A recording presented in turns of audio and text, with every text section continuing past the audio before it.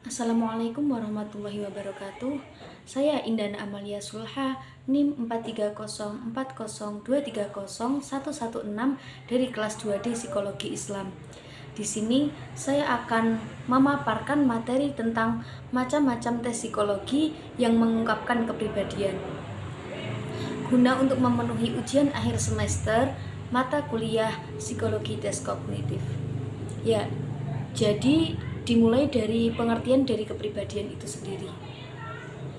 Kepribadian, Maclellan menggambarkan kepribadian dalam kaitannya dengan diri sendiri.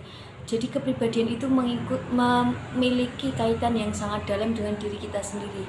Kemudian Gordon Allport mendefinisikan kepribadian sebagai apa yang sebenarnya dimiliki seorang individu, sesuatu yang bersifat internal yang menentukan sifat interaksi seseorang dengan dunia. Kemudian George Kelly menganggap kepribadian sebagai cara untuk individu dalam memahami pengalaman hidup. Jadi kepribadian itu sangat penting dalam diri manusia, begitu. Kemudian slide selanjutnya, konsep kepribadian. Yang pertama, semua definisi menunjukkan akan pentingnya individuality atau konsep individual differences. Jadi dari definisi tersebut dapat disimpulkan bahwa individuality itu penting banget, kepribadian itu sangat penting. Kemudian konsep individual differences atau perbedaan kepribadian seseorang itu sangat penting sekali, begitu. Kemudian dalam kepribadian penting untuk memperhatikan life history atau perspektif perkembangan, proses internal dan eksternal, termasuk di dalamnya aspek genetik, biologis, pengalaman sosial, dan perubahan lingkungan merupakan hal yang dibahas dalam proses tersebut.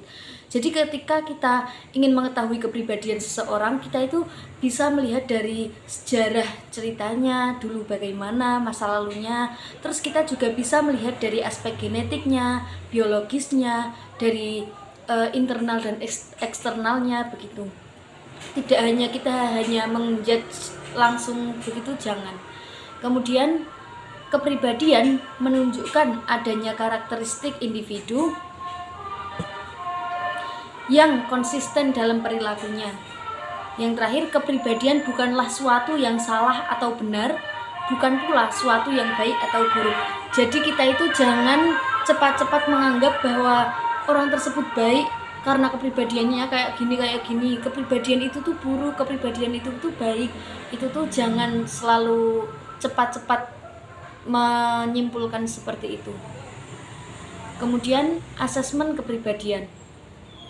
Asesmen kepribadian adalah suatu pengukuran dan evaluasi aspek-aspek psikologis seseorang, termasuk di dalamnya sifat, keadaan, nilai, sikap, identitas diri, gaya berpikir, perilaku individu, dan lain-lain. Kemudian tes kepribadian sendiri merupakan alat ukur yang disusun untuk mengungkapkan kepribadian seseorang. Untuk menggunakan alat ukur kepribadian perlu melihat teoritisnya sehingga dapat menggambarkan alat tersebut dengan tepat. Jadi kita itu harus mengerti bagaimana cara menggunakan alat tersebut agar alat tersebut itu digunakan secara tepat, begitu.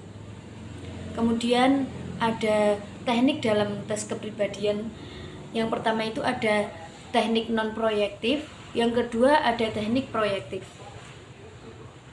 Ya, kita mulai dari yang teknik non-proyektif dahulu.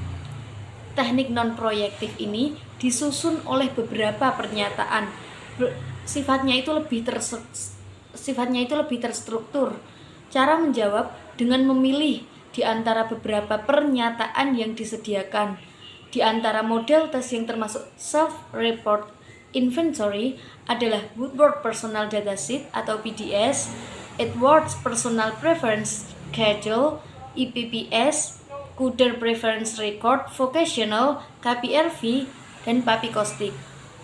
Kelemahan teknik non-proyektif ini adalah terjadinya pemalsuan jawaban. Jadi ya memakai tes apapun itu memang rawan sekali pemalsuan jawaban.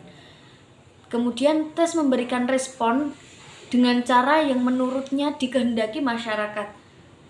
Yang ketiga, subjek memberikan respon menurut kebiasaannya.